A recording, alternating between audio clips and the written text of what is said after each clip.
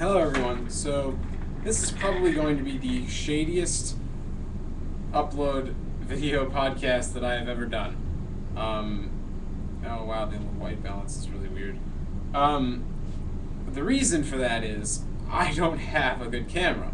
So right now I'm using a digital microscope I found sitting in here, and I'm using the podcasting microphone that I like to use, but it's in omnidirectional mode, so I'm using it as like a really good condenser mic.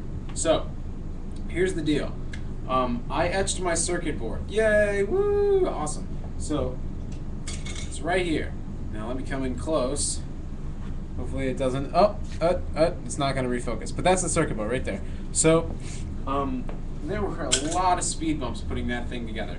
Obviously it's not drilled yet and it's not soldered together yet, but you know, it's a start. I tried the toner transfer method with my awesome, let me get it, my awesome iron. Woo! Get the iron, yeah! Okay, so, the iron. Very nice iron. Very proud of that iron. But, makes me look like a woman. So here's the deal. So I started originally, I read online that the best paper would be magazine paper. And that kind of worked. It printed fine. I did the toner transfer, and it kept it really hot, kept it moving, and put it in water, pulled paper out. However, there were gaps in my transfer, and I was not a fan of that, so I gave up on that stuff. Then I also read somewhere that photo paper was good, so I printed my design onto photo paper, and that worked for a little bit until I realized that I was melting plastic onto my clothes iron. So I had to, spend a day to scrub all that plastic off, and then only to find out that the plastic also adhered to the circuit board, and now I wasted a big chunk of circuit board that I can no longer use. So that didn't work. It's probably mostly because of the choice of paper that I used. I used Costco brand. People have had success with the Staples brand, but I had Costco. So then I also read somewhere that transparency sheets worked. And I'm obviously at school, so I picked up a whole stack of these in the copy room for free, and they, it's like the little plastic sheets that your teachers used to print on in middle school, and write on with the little vis-a-vis markers and erase. I picked up one of these, I cut it out, and it worked great. The iron picked up the toner, gave it right to the circuit board after scratching up the surface and what have you. What I had to do is I used a regular sheet of copy paper right over the plastic of this transparency sheet, so I wouldn't melt the plastic to my iron, like I did with the photo paper. But anyway, it worked great. It all transferred, and I didn't have any problems, except I apparently didn't leave enough time on my iron to keep it hot, because I have little gaps that I fixed with a Sharpie. But I mean, it would have looked a lot neater if I did it right with my iron. So in the next, when I do my second and third boards, I'll make sure that I do it correctly. But yeah, transparency works great. I have to drill yet. I forgot my Dremel this morning, so but just to let you know, I have these bought these carbide bits. These guys are tiny. They're like this big, and they're just tiny, so they go in my Dremel, and then I'm gonna drill little holes in my circuit board.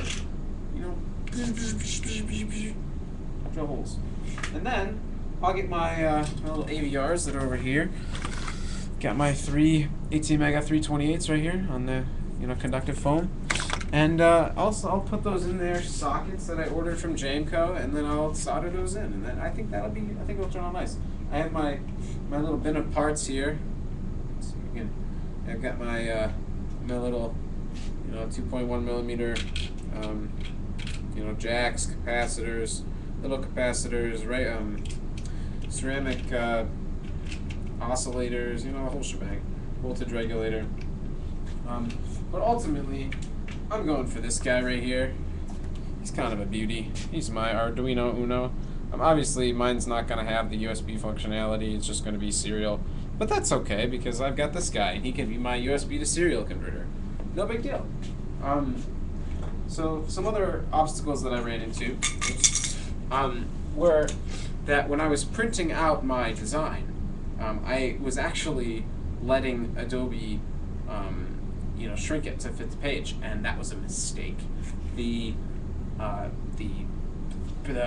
printout was coming out too small, and I cut my first board like this, and it's so beautiful, nice and smooth, and what have you.